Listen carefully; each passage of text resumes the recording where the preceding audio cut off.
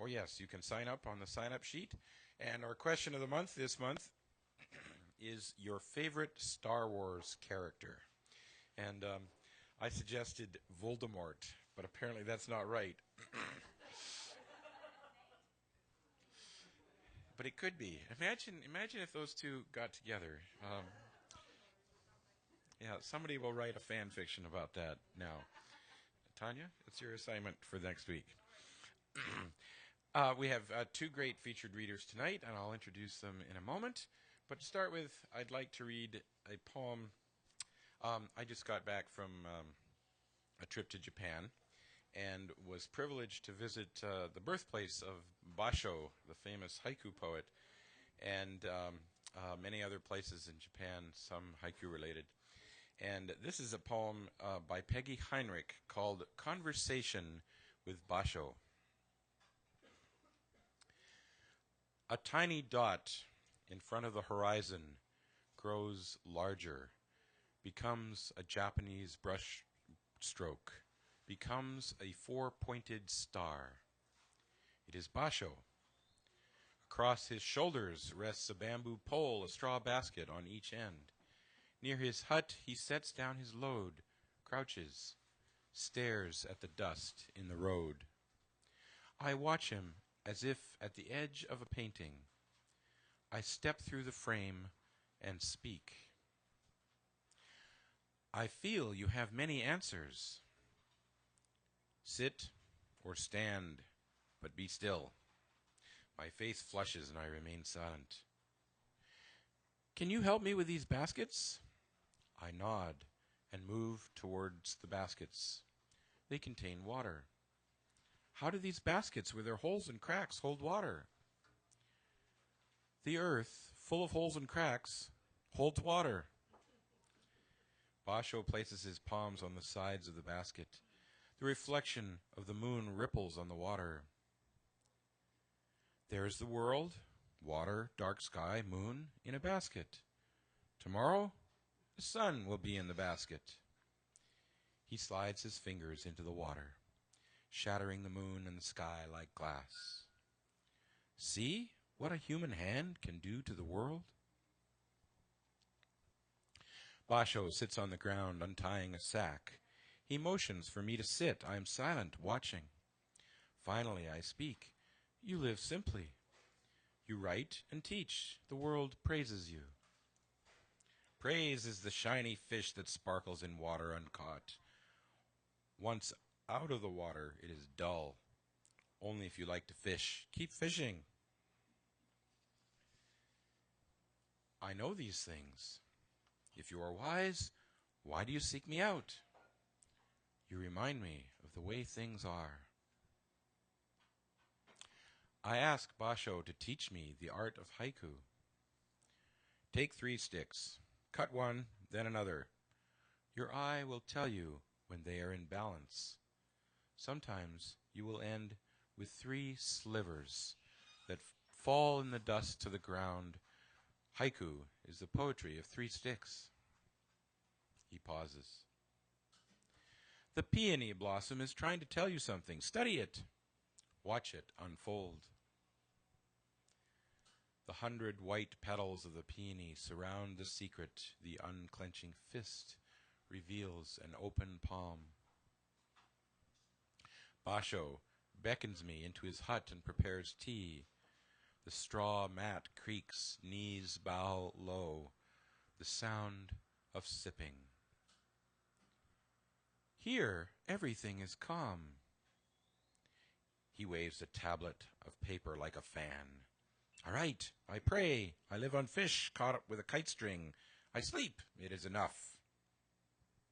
You have no other needs? I like being alone.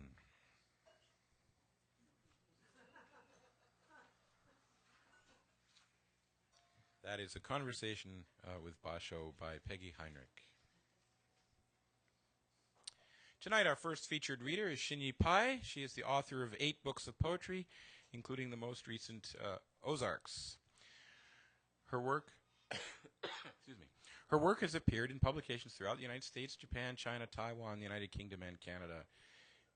And it includes some renga and haiku, and I think, do you have haiku with not bombs? You have that here? Oh, okay. All right. She has been a featured presenter at the Montreal Zen Poetry Festival and the Geraldine Dodge Poetry Festival. Xinyi has served as a poet in residence for the Seattle Art Museum and received grants from For Culture and the City of Seattle for her work. Her MFA is from the School of the Art Institute of Chicago, and she also studied at Naropa University. And she has a website at xinyipai.com. Please welcome Xinyi.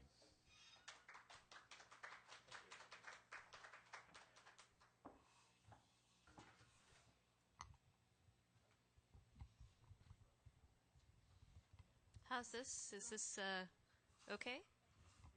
All right. So I'm going to read tonight from a new collection of poems called Ozarks. The name of the book it comes from an ancient from a sort of older, antiquated way of referring to a region where I lived for a couple of years in Arkansas. So the book is called Ozarks, but is a reference to the Ozark Mountains. And the term itself means of or from Arkansas. So this book is a lot of place-based writing that grows out of a couple of years that I spent living in Texas and Arkansas. And some of the difficulty of living in a place that doesn't always feel hospitable, but is also at the same time about the kind of discoveries and beauty that we find even when sometimes we're on detours. Inner space.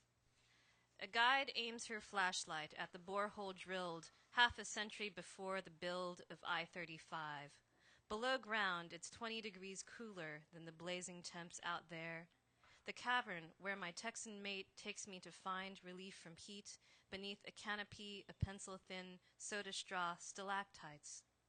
The Permian floodwater maze that claimed the lives of Ice Age species. Mammoth, armadillo, and saber-toothed cat, swamped in quicksand, a pyramid of bat guano piled high on the grotto floor, grows taller with time. Past the tailless cone of bone sink, I spot a crumbling tusk. Tongue my upper molar, claimed by dental caries, capped 1 month ago in gold. What relics, what remains hereafter. Main Street. Fresh from mailing notes to a college search committee, I turn over the last question asked, snap back to earth when sputum lands inches from my leather dress shoes. 3 teenage white boys park outside the post office, one in the passenger seat, watched as I walked out, synchronized throat clearing just then.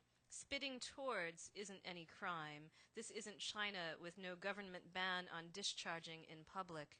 The veil between town and gown torn down by the local welcome wagon. I climb inside the rental car where my partner notices enough to ask if everything's fine. I am careful when I try to describe spittle coming in my direction, thinking of our next-door neighbors back home, proud to wag the Southern Cross, displays we bristle against, and those which we resign ourselves to. So sports culture was a big part of the region where I was living, which is pretty alien to me. So this piece is called Black and White and Red All Over. Outside a sandwich shop, the boy with a scarlet-dyed mohawk crowds close to his siblings, razored scalps, a tribal connection I cannot look past their shaved heads, to see the red and white jerseys emblazoned with wrathful ridge-backed peccaries, an identity formed around shirts, not skin color.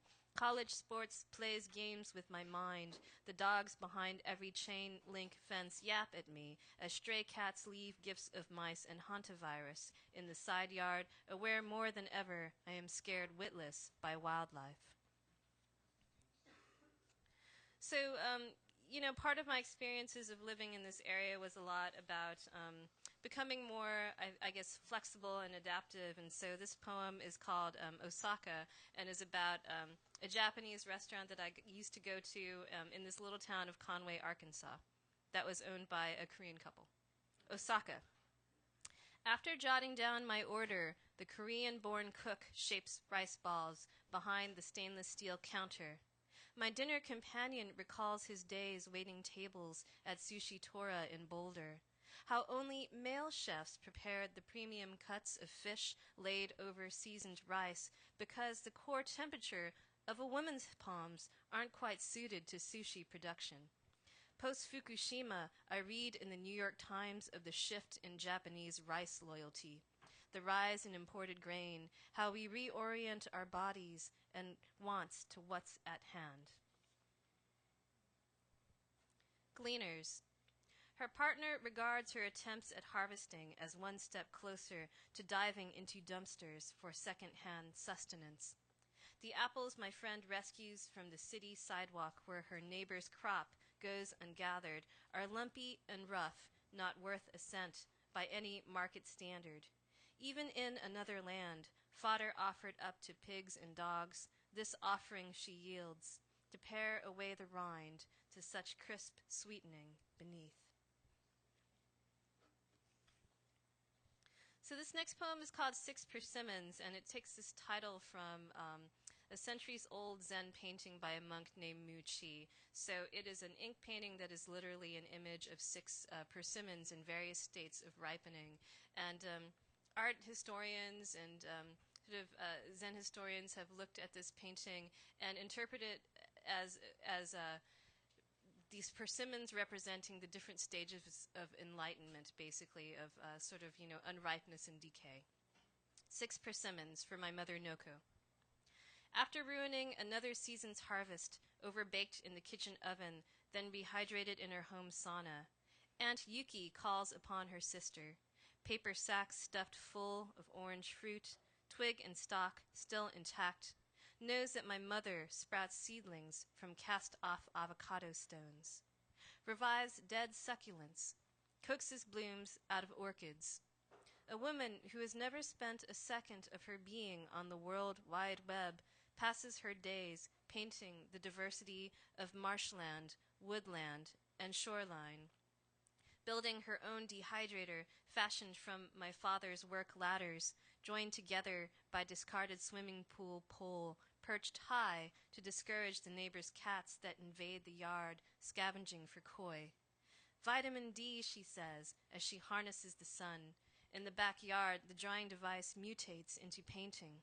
Slow-dripped sugar spilling out of one khaki fruit, empty space where my father untethers another persimmon he swallows whole.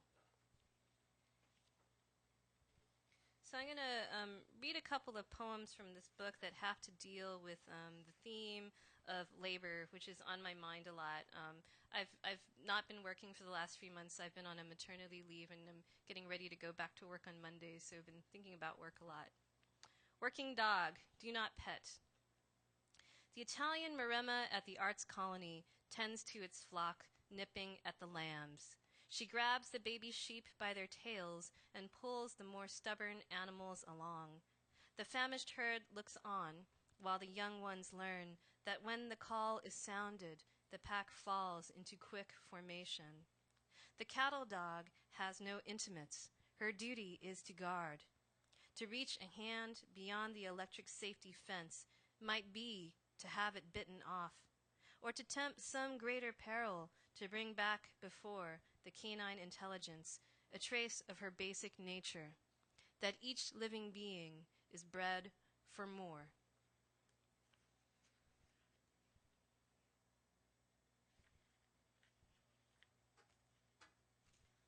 Cull. 100 dogs put down during the slow season, a mass grave of huskies, malamute, and Utonagan stiffen under 4 feet of snow. 35 exotic animals freeze in Juarez at the Serengeti Zoo. Berto Hernan cites 14 parrots, 13 serpents, 5 iguanas, 2 crocs, and 1 capuchin monkey lost during power failure in Aldama. 21 Lechuga ponies collapse before a match, their bodies shot through with off-label injections. A dead rabbit arrives in the Chinese mail. An eel is inserted into the alimentary canal of an unconscious chef. Disemboweled alive, both man and moray expire. At New Year's, celebrants buy up birds determined to do good deeds, their wings already fractured, the fraternity. This poem is called Peabody Ducks, and it's about a group of ducks that work for this chain of hotels called the Peabody. So in Little Rock, and I think also maybe in Nashville, Tennessee, there's this hotel chain that their sort of big attraction is that they have this sort of fleet of ducks that they have trained to walk out of an elevator, parade down a red carpet, and hop into a fountain in the lobby. And so it attracts a lot of visitors to this hotel. And the hotel in Little Rock, actually around the time that I was leaving, actually sold to a larger chain that was going to renovate the hotel and make it into a new thing. So I've always kind of wondered what's going to happen to those ducks that had this job and were living in this glass cage on the roof, and they'd be like hand-fed lettuce and cabbage, and I mean, they had this very sort of I don't know, very imprisoned kind of life. It was very sad. So this piece is called Peabody Ducks. Live decoys with bloodlines reaching back to British callbirds lure onlookers to the luxury hotel. Housed in captivity, trained fledglings hold true to their avian traits. Nocturnal waterfowl upended in man-made fountains, bathe, preen, loaf, and dabble, one orb always open against predators. Midday dozing, avs up in the clouds, take wing.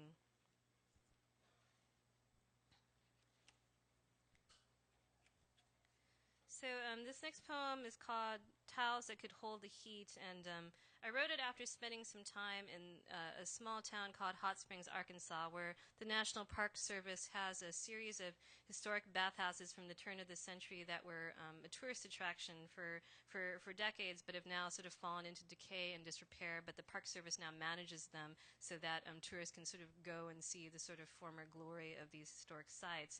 So during that time, I got to do a little bit of research into these spaces and found that the people who were working in these bathhouses were often African Americans that were denied the privilege of actually using these services that they would provide. So this piece is called Towels That Could Hold the Heat. Sweat shunned by white men, blacks accounted for the better part of bathhouse rows valet staff.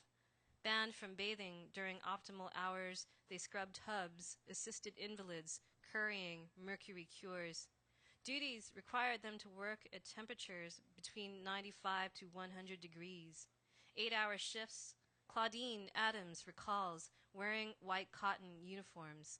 A numbered badge, no name tag. Hot Springs' motto, we bathe the world. This next piece is called Iron Chink and is inspired by an object in the collections of the Museum of History and Industry in Seattle. So the Iron Chink was this basically this fish processing machine that was built in the early 1900s to displace Chinese laborers. Iron Chink. When E.A. Smith failed to collect a return on his investment due to labor issues at the Chilkat Cannery, he took matters into his own hands. To build a machine better than any Chinese laborer, it had to butcher more piles of sockeye and salmon than a Chinaman process by hand alone. In a 10-hour shift, more than 2,000 fish, still not fast enough to turn a profit, blood up to their waists, wading through carpets 10 feet long, a 40-foot spread. The slitters cut off heads and fins, slit open the belly. Slimers gutted, cleaning the cavity, removing the scales, so choppers could slice the fish into steaks, the lengths of cans, fillers, wipers, and cappers finished off. By a machine, its inventor coined the Iron Chink, the perfect fish-cleaning machine developed to stamp out the need for so many hired hands, butchers, migrant workers, living hand to mouth. So one of the sort of persistent themes in my work in general and in this book is that I'm very interested in the sort of intersections between the visual arts and poetry. And so I'm going to read you a couple of poems from this book that deal with the visual arts. And this first series of poems that I'll read to you is about the work of a light and space installation artist named James Turrell. For any of you who maybe travel to Seattle once in a while and have been to the Henry Art Gallery, there's an installation of James Turrell's there, a sky space or a Ganzfeld. So what these sky spaces are basically in most cases is that the artist has created a room or an environment that has an aperture or hole in the ceiling where a viewer can sit in this space and look up into the sky as the patterns of the clouds change and different sort of phenomena drift in and out. And so he's quite famous for making these sky spaces that are installed all over the United States and even in other countries. And some of these spaces are actually outdoor spaces and sort of carefully crafted environments that may also utilize installed lights versus natural light. So this series of poems is about my visitation of a number of these sites. In some cases, the sky spaces, as ridiculous as it sounds, have been broken down or closed. And so I have a couple of poems about the disappointment of, driving 200 miles and not seeing what you went to go for. Tending, blue. Contemplating urban building creep, two art fanatics launch a scarlet red sphere skywards at the exact location of the future museum tower, an empty concrete lot, to test the theory of infringement upon an artist's field of vision. 3 years later, the glass skin of the neighboring luxury condo project scorches the natural lawn with too much reflected light, the frame's edges scaffolding construction hoists. Light rain.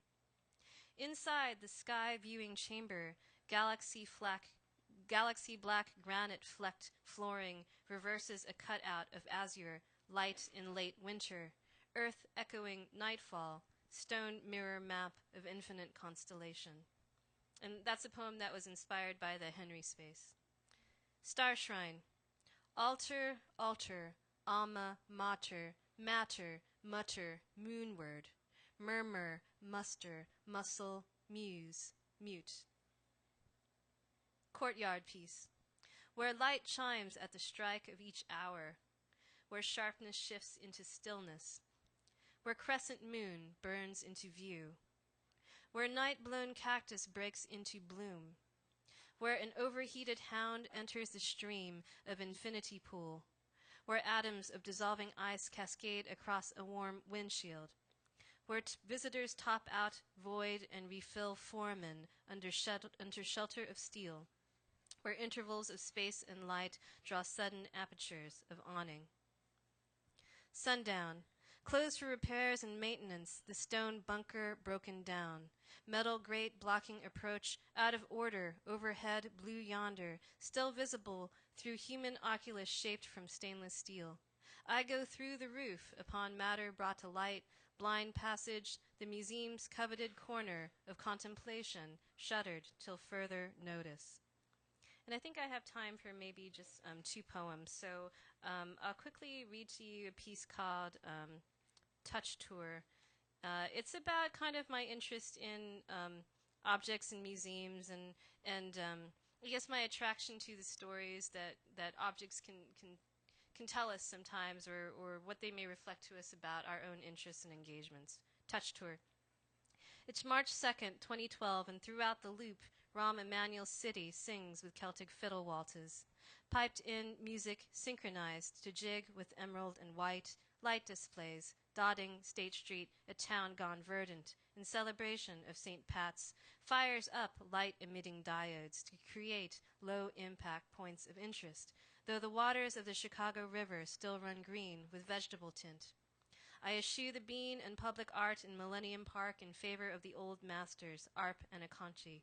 Though secretly it's the city's new Renzo piano that stuns me to tears, remembering the modern art curator who once declared, I am an orphan, removed as any number of articles strung together in a given assortment, abstracting the Art Institute's Morse Gallery, a group of relics cobbled together to instruct the visually impaired, stripped of timepiece and ornament, to lift the ban and see through one's touch. And I think I have time for maybe one more poem. Is it about, yeah, okay. So this is a poem about a national park in Texas and about New Year's. Enchanted Rock. Scattered across pink batholith monadnock, weather pits sprout Texas bluestem, live oak, miniature soil islands, independent ecologies, all of their own. 425 feet above ground, opening out over the Llano uplift, we scale the giant boulder on New Year's Day to get to highest ground, 6 months since our last move and still strangers to Texas hill country.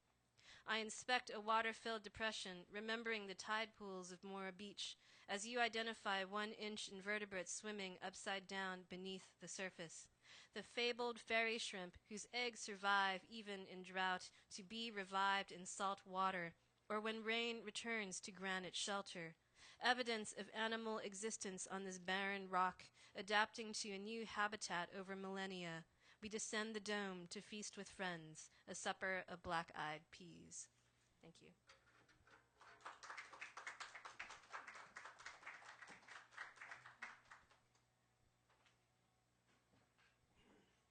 Thank you. And for those of you who have never been to the Sky Space, I highly recommend it. Anyone been there? Okay, I do recommend it. There's something spiritual or transcendent about the space there, if you can visit the Henry. And I don't know where the nearest other Sky Space is, but I'm sure it's worth visiting too. I've heard of them in Australia and other places around the world. Yeah, yeah. There are lots of good pictures online. Thank you. Our next reader is Jerry McFarland. He's a recent graduate with an MFA in creative writing from the Rainier Writers Workshop at Pacific Lutheran University in Tacoma. And he is a co-editor of Floating Bridge Press, which is one of our local poetry treasures. And he also teaches writing at the University of Phoenix. His work has appeared in Talking River, Ziziva, Sanskrit, Crab Creek Review, Crucible, Bayou, Limestone, and other publications. He was awarded the 2005 Sam Reagan Prize and was a finalist in the 2003 WinningWriters.com War Poetry Contest. Please welcome Jerry McFarland.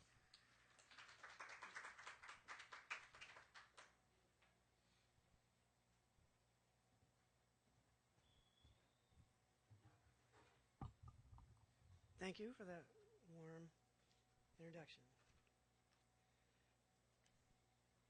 I have two groups of poems this evening that I'm going to read from.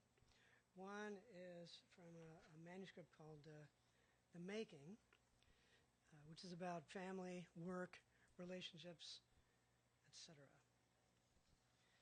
And the second one is entitled Gunner.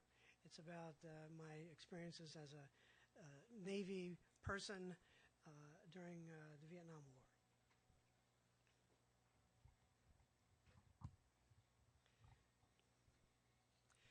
The Making, for Tim. Closed on a hammer, his hands are like hills, swollen places on the earth. Palms open become rough plains, each line a minute streambed circling discolored calluses. At evening, seated under kitchen light, elbows on his knees, palms open as a stubble field, he picks at scabs, fingers newly blistered faults, in a ritual of reparation to the god of the unfinished. Tomorrow his hands will make a house. Mute instruments will build from air the fact of wood, join opposing forests. There must be a new word for such making.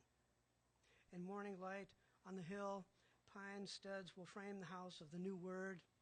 The molten sun will light the house's bones. The hands will start things off. Blocks will hold promise, and the smells of pine, sawdust, earth, and rain will be new.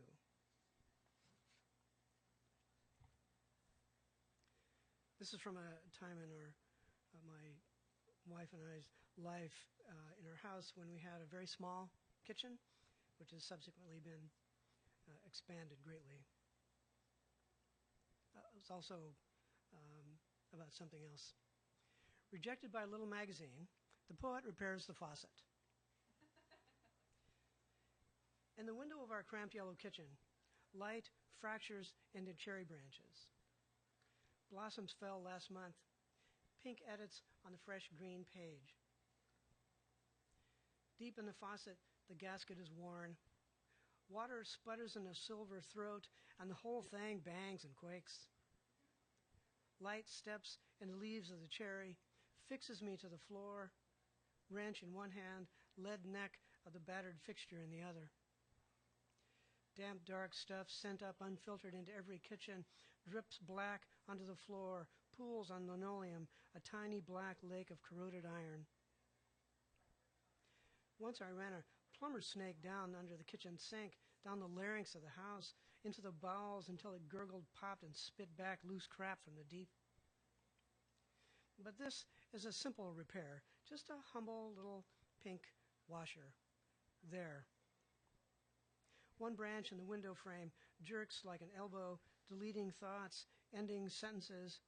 White fists of light cross the room, fly back into the cherry tree, apart from the plumbed world, to mingle with leaves, shake loose the last of the soft pink thumbprints.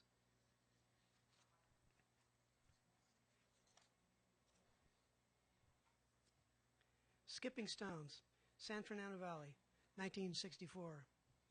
I realize I'm dating myself when I say that, but so be it. Skipping Stones. I remember the sway of her forearm, gentle as she stepped small by my side up the hill to the dam at the end of the steep boulevard, the man-made lake. Summers then were loose, sunny, long as the warm sidewalk uphill from her yellow house. We didn't know the dam would burst when the fingers of the old fault worked loose the bound water onto the evacuated neighborhood. We were 13. We didn't know she would be thrown from a horse in Denver, restrained in the brilliant room while they set the bone and scrubbed the wounds. We knew the words to Unchained Melody and all the names of the Beach Boys. We were the small flesh of the world. We didn't know the imminence of her father's death. I didn't know what it meant when my forearm brushed against hers. The stone has to look like this, I told her. She showed a girl's disinterest, wandered mute down the shore, touching the hair she had spent an hour setting. I demonstrated how to fit the stone in the knuckle, bend close to the water, swing the arm parallel the earth. I threw my heart out the end of my fingers.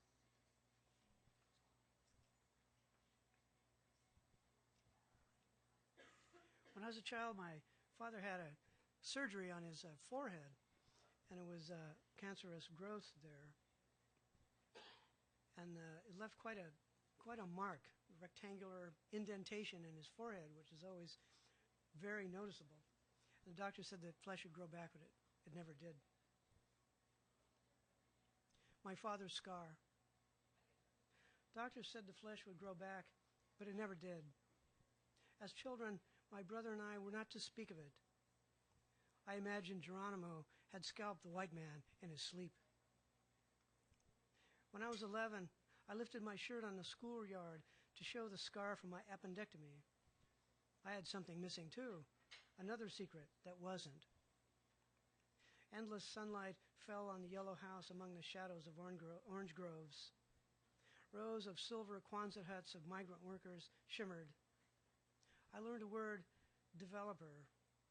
Huge machines ripped up the groves and left the pulpy trunks like green soldiers parallel the ground, the dark roots like hands crusted with the soil of their graves that reached toward us as we ran by, rotting oranges in our fists for the long food fight summer. A kid I knew, Steve, was killed when he flew on a bike out from between parked cars. The word Steve became his sister's face, what she said afterward. Then the trees were gone, and the huge dust-flying field grew whole streets that lined themselves with two-story houses. My brother joined the Army. I drove a red Chevy convertible to the beach on school days, ate frozen bananas, my toes in a friendly tide, while dutiful students attended primly in their seats and scribbled notes. I acted on my own desire. My parents watched Vietnam and Gunsmoke on television. I was the last kid in the house, the not my brother. I thought of myself as the wind, where my car went. But deep in the silence, I knew the not my brother was a scar, torn from the earth like the long dead groves, and a car the color of blood, a red slash on the road.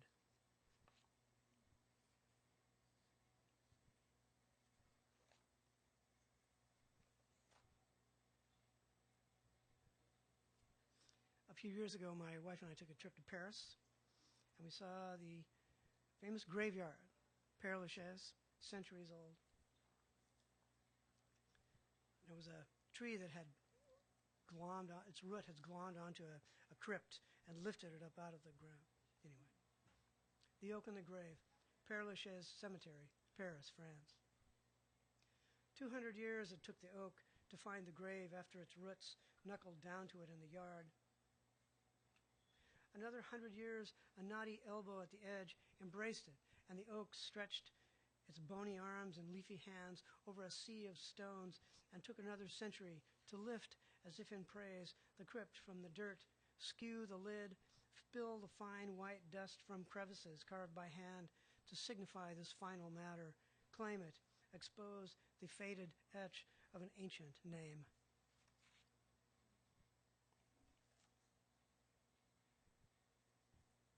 This is for a couple of friends of mine who have since moved on. Camino Island by car for Rick and Linda. When we drove the long hills, adrift in the eye of a storm of color, and the land rose and fell green, how did we keep our senses, keep locked our stumbling features, not fall from the open sedan, foolish to the sweet earth, drunk with beauty? 2 red lines on the map meant, with faith, we would find our place, the intersecting fence posts, the broad porch on the hill.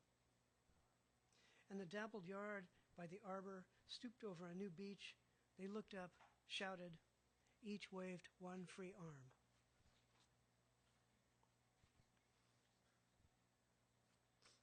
Okay, the rest of it is from the Gunner manuscript. This is when I was first in the Navy and the first time I saw Japan. Gunner falls in love. Among the crew, lined up in whites, standing and talking at parade rest on the forecastle of the ship, I saw the island of Honshu, starboard, the green hills sculpted into steps, the green uncommonly green, bright and deep as the sun on the swells. Asahi was sweet, the rice salty, the girl, smelling of powder, spoke a tide of consonants. Her breath was warm and soft on my cheek. So this was love in the dark, like hiding. Everything was closed. Everyone was gone, but the girls in green silk leaning in doorways down the narrow alleys lighted with angled neon.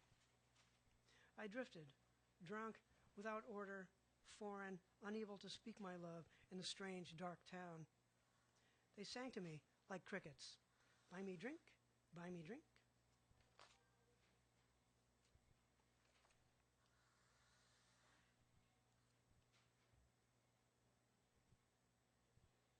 When I was in the Navy, we spent a lot of time in the Philippines, in a town that was a sailor town.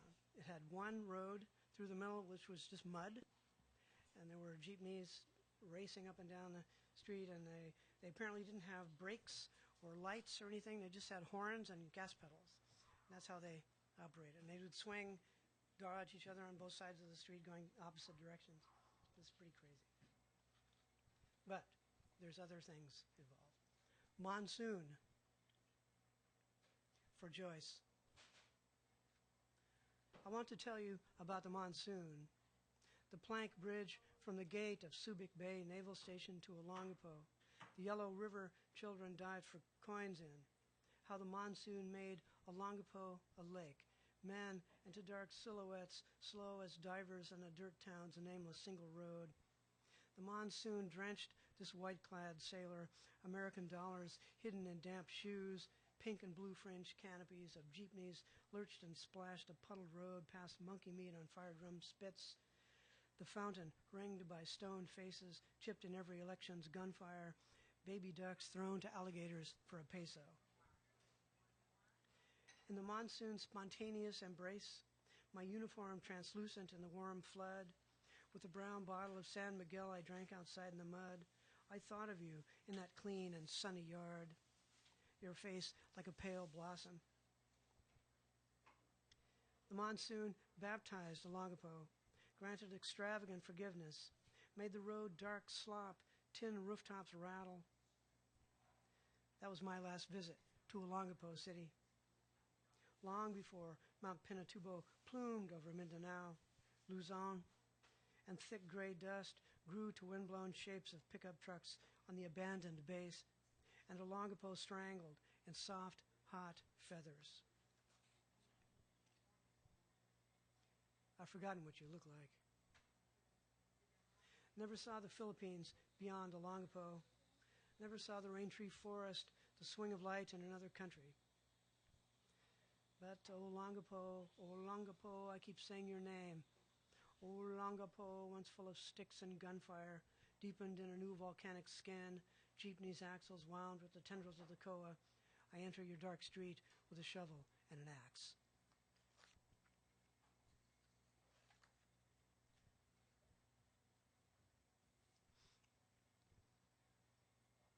Gunner apologizes for not shooting. Somewhere over the hot water lay the enemy. Don't know what they're going to do, Captain says. Our faces parallel at battle stations. Sure, we're nuclear, but they're crazy. Keep your butt up, boy.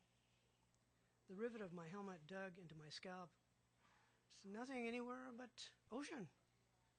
The enemy is always invisible, Captain says, until it's time to shoot. Brace yourself like a tripod. My flak jacket hung on me.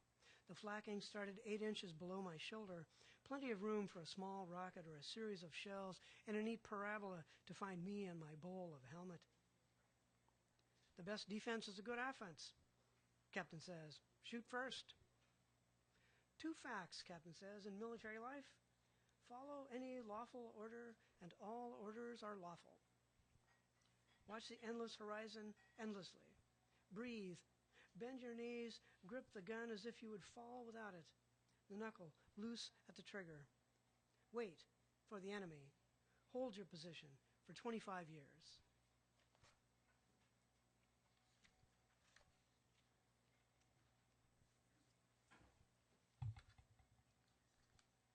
When we weren't overseas, we were in San Diego. The ship was based in San Diego, California. And there was quite a sailor town, or a sailor district in San Diego that served our lascivious needs. Gunner's go-go girl dream. She turns on the bar top, face lifted to strobe-lit heaven, eyes closed, the little hills of her ankles fluid as the surf, the mounds of her hips, twin atolls that narrow to the peninsula of her bare waist under spare dim moons. She is a human island in a long dark world of spilled beer and glitter. Her moon face up in lights, tropical as sand. Does she, her face like a moon over the ocean, desire? My heart is at sea. My rudder shifts port to starboard, rises and falls in the body. The stars of her own island planet blink.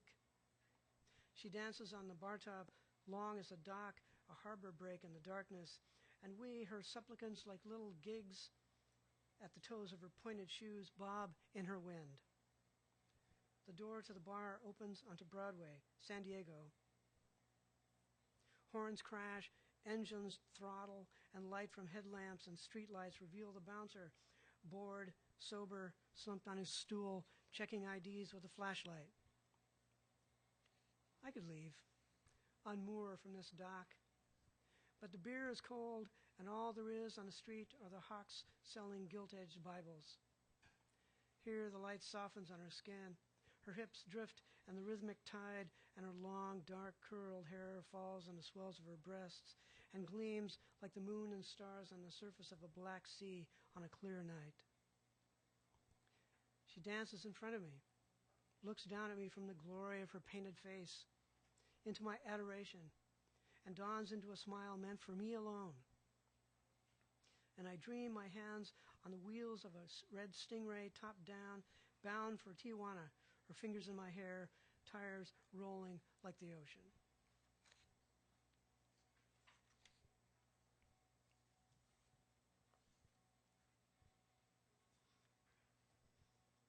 One of the things I did when I was in the Navy was drink a lot.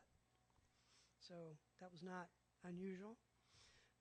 So this is a story of a biker friend of mine who was also in the Navy, and me when we took a rather eventful drive. Gunner and Chuck ride. After drinking all day, a movie drive-in was Dullsville, man, so we blew the joint in my Volkswagen, swigged from the buds in the open case. Chuck said, "Let's get to Harley. Put the wind in our hair." "Far out, man," I said. "Just the thing." And I swung the bug down Strange Street and stepped on it. I didn't see the thick, white-painted posts at the end of the road. Drove right between them, swept like an albatross down the steep, wooded gut, blacked out, and stopped at the trunk of a California oak tree. When I came to, blood ran down Chuck's sleeping face. I touched the handle, and the door thumped the dirt, and I fell out, face up in the cool, soft soil. And I dreamed I was at sea, calm and slow in the dark under stars, and the swells whispered like angels. I heard Chuck's voice, glass still breaking. One front tire wobbled cattywampus. The black windshield gasket dangled from a branch like a giant rubber band. Then Chuck stood over me like a bloody vision of mercy under heaven's dark trees, his face blood red and his lips moving. I crawled on hands and knees toward the white angels whispering hymns from the top of the hill until they grew silent and still, but I could see them above me in white robes, not singing, and looking down at me, crawling up toward them. But when I reached them, they had turned to wood, flakes of white paint broken loose and falling. I could still hear them, their many voices, thick and heavy, louder and louder. Lights flashed, my hands disappeared, and the angels, now wearing black with guns on their hips, put their hands on my head and blessed me into the open seat of the black and white car. Chuck stood by a huge red truck. An angel in white anointed his forehead. Lights filled the forest, brilliant and splashing. My throat burned, my head throbbed, my stomach felt hard and sharp, and I thought I was going to be sick, but only words came out, swollen and thick. "It's all right, man," I told him. "You guys are doing your job. I'm a drunk, and we're all brothers." I sat all night on a concrete floor, gambled with cigarettes. Released at dawn on my own recognizance, a nameless boat, I floated to the shore of the first open bar.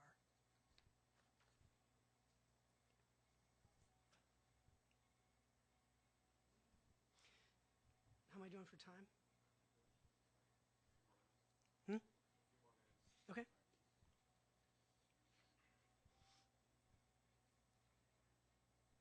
Gunner tells what happened. From below, where the tanks of heat boiled, he surfaced, charred boots first.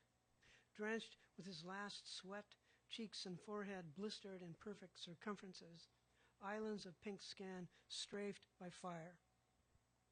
Tied in a metal stretcher, still dressed, he stared off as if in thought, about to ask the time or tell us how he smelled his death and let go. Bearing their damp shipmate forward, they navigate this new continent on the dark deck of the disabled ship, adrift and blind in the Gulf of Tonkin, running lights, the only stars. How awkwardly they set the body down. Their hands fail them. They return for the next body, 3 more yet, failing silently as young men do.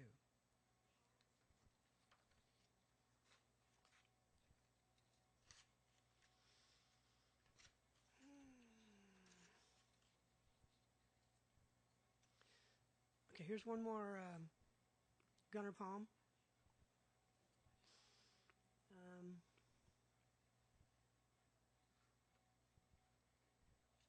I think it's about survivor guilt. Because in the fire there was 4 guys were killed, and that was just one of them that we just pulled out. And this was part of the aftermath. Gunner tries to die. The sea rolls off the end of the world. Somewhere in the sky is Nam. In the invisible jungle, the unknown buddy wades in the infected muck, twigs in his hat, face painted green and black, elbows cradle the AK-47, swing at night in the thick water and lily pads. I believe my heart is shot, hung on a wire from my neck, purple as rage or a prize.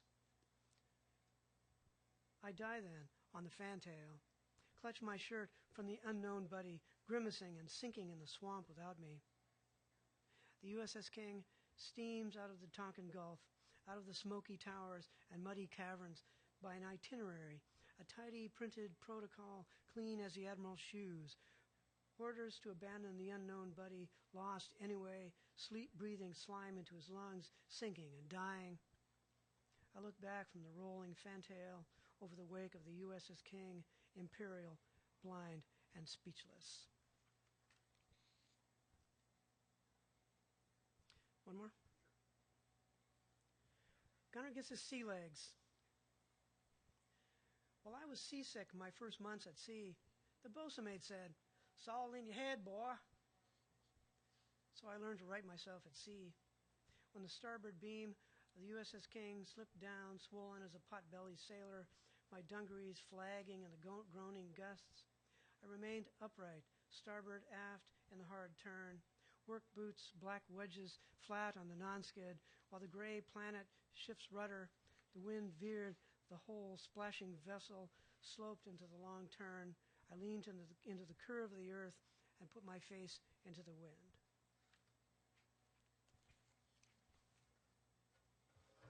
Thanks.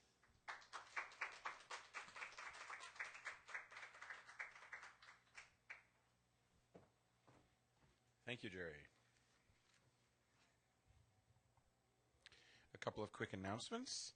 One is that the Redmond Association of Spoken Word will be having its monthly reading on December 27, and there's no featured poet that night, and instead each open mic reader has 10 minutes to read. So it's a good time if you have some fiction to share, or a longer piece of poetry or sets of poetry.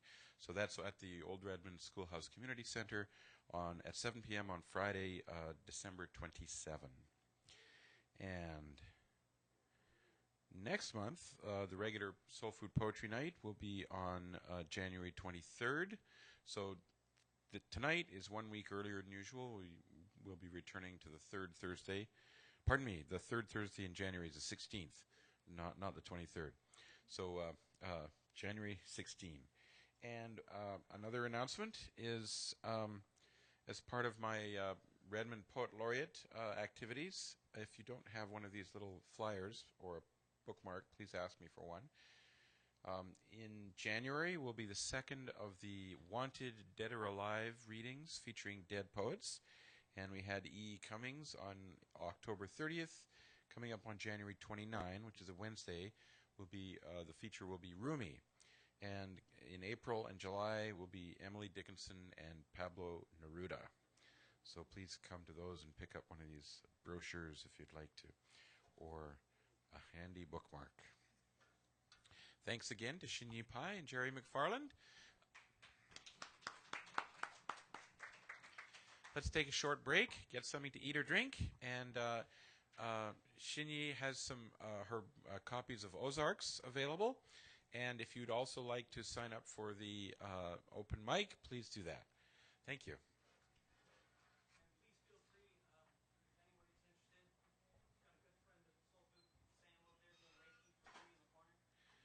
Yes. Thank you.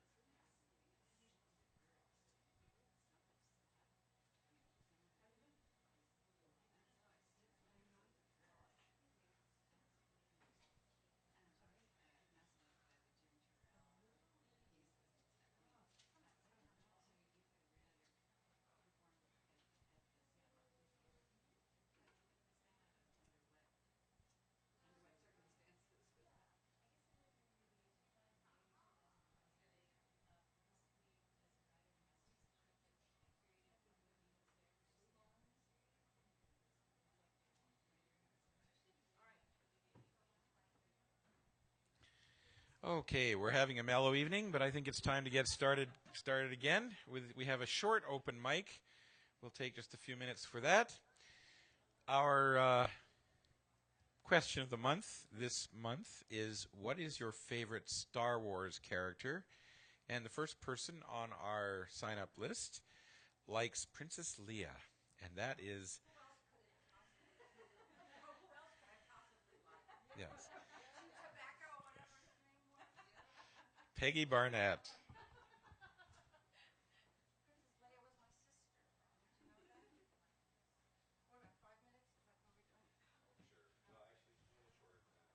Oh, okay.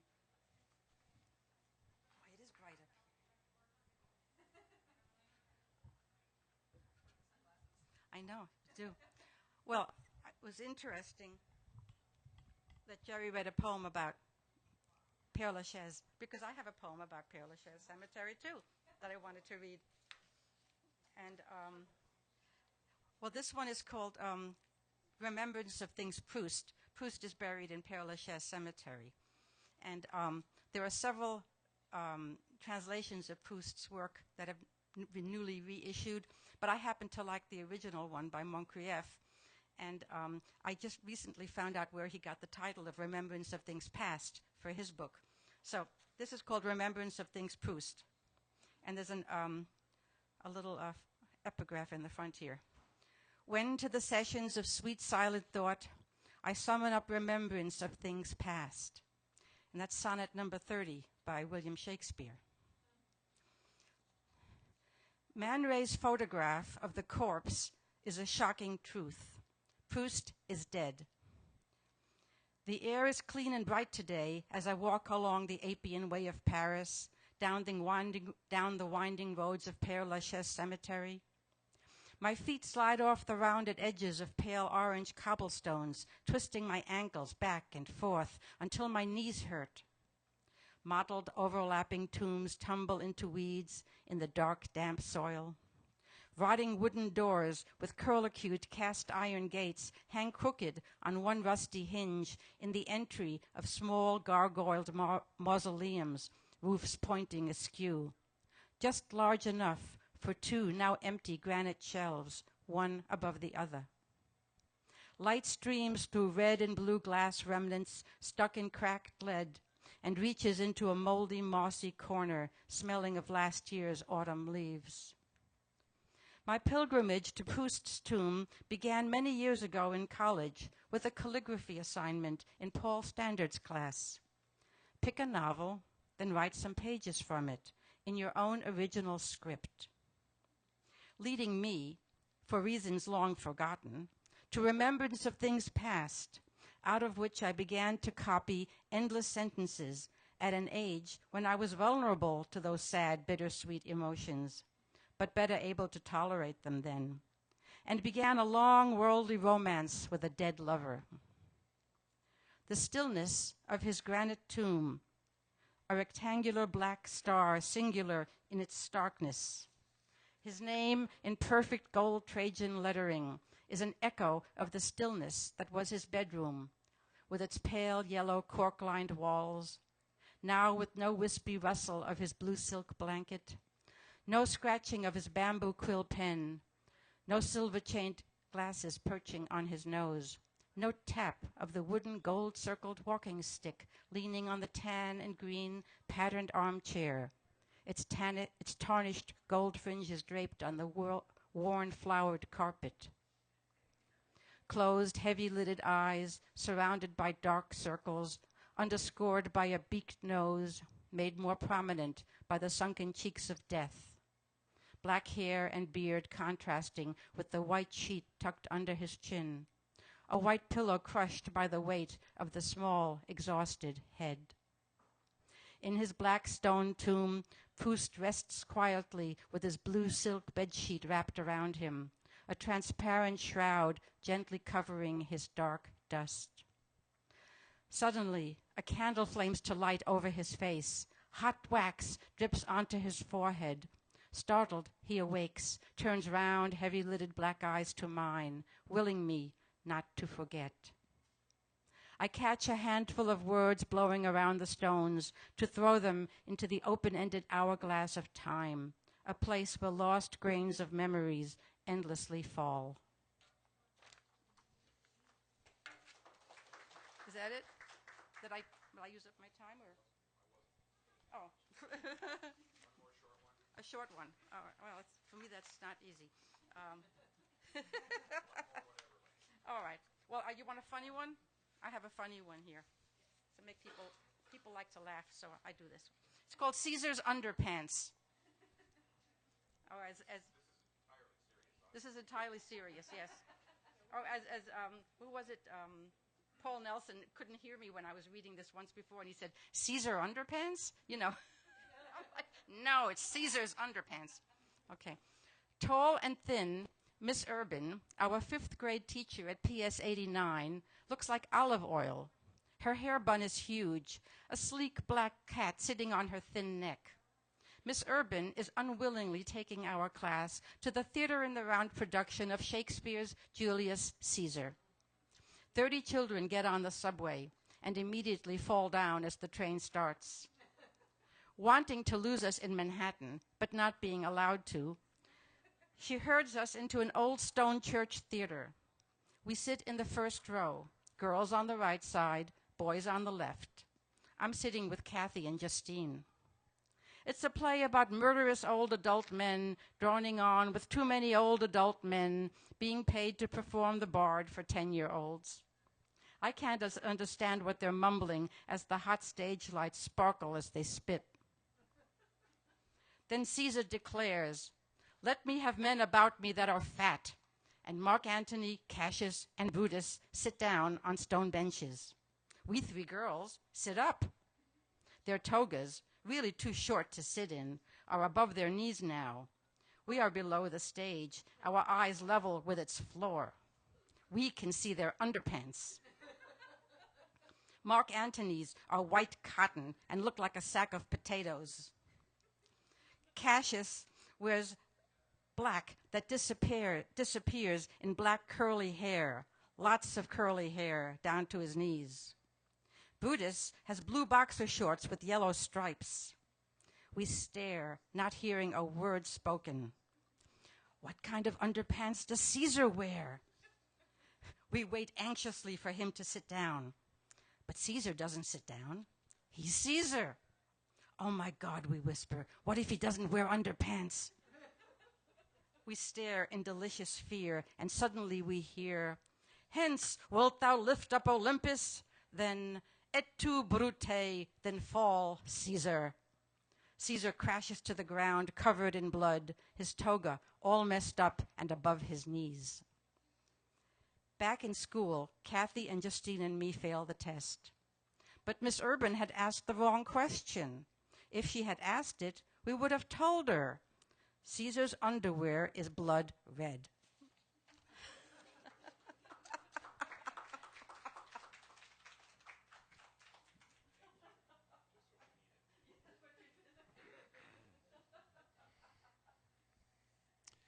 You're scarred for life by those toga viewings.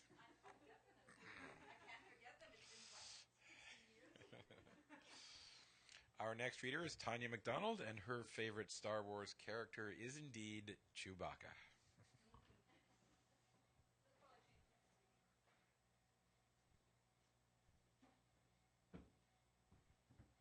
Ooh, those are bright lights. Everyone should have to come up here and blink blindingly into the brights. Yes. Alrighty, some of you have probably heard a few of these haiku before. I've been working on my novel, so I haven't been writing poetry lately. But anyway, we have some holiday, winterish type haiku for you tonight. Cold night. Muffin tins nesting in the cupboard. Frozen fog. The furniture store still going out of business. Have you ever seen those signs where it seems like the store is going out of business for about 6 months and they're still going out of business? All right. The next one, Divinity is a kind of candy my grandmother used to make at Christmas time. And I thought about making some last week when it was so dry, but I never got around to doing it. Apparently that's the best time to make it with low humidity, and we don't have low humidity here a lot. Anyway. Dusty cookbook. I find her recipe for divinity. Fresh gingerbread. I reread my sister's coming out letter. And one last one. Newlyweds. We leave the mistletoe up a little longer. Thank you.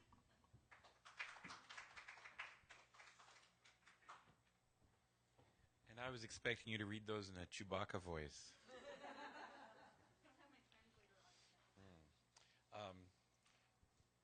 For my answer to this question, it's sort of random since Voldemort doesn't work.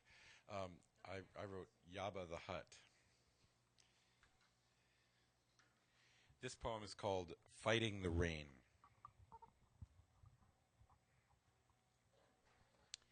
It is time to write a new story, one with pom-poms and razor blades, eternal life and wishes that cannot come true.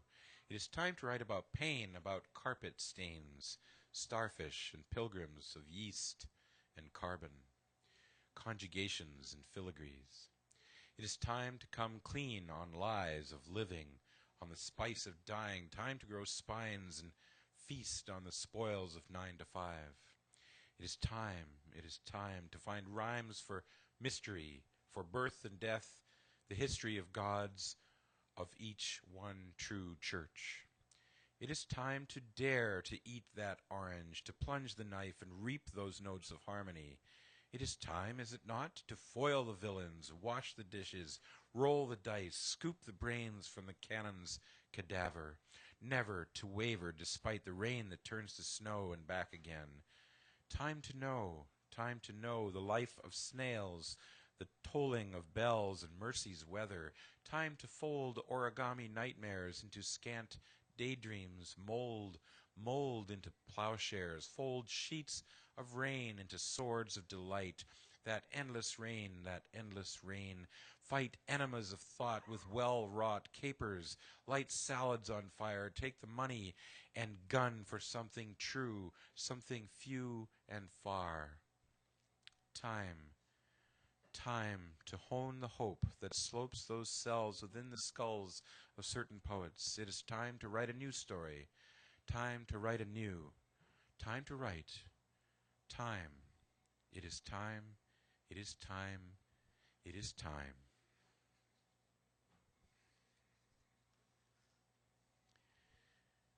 And this is called If I'm Lucky. I am writing this poem in the hope that someone will need it enough that it will save their life. This poem will give the reader, perhaps you, permission that isn't even needed to be happy or sad or gay or straight, to be Jewish or Hindu or atheist. It will possibly smell a bit when it mentions cadavers or lavender, but someone somewhere will breathe it in and find themselves in its patina, find themselves in words not said. And then, if I am lucky, they will go out the door less shy, less willing to die. Thank you.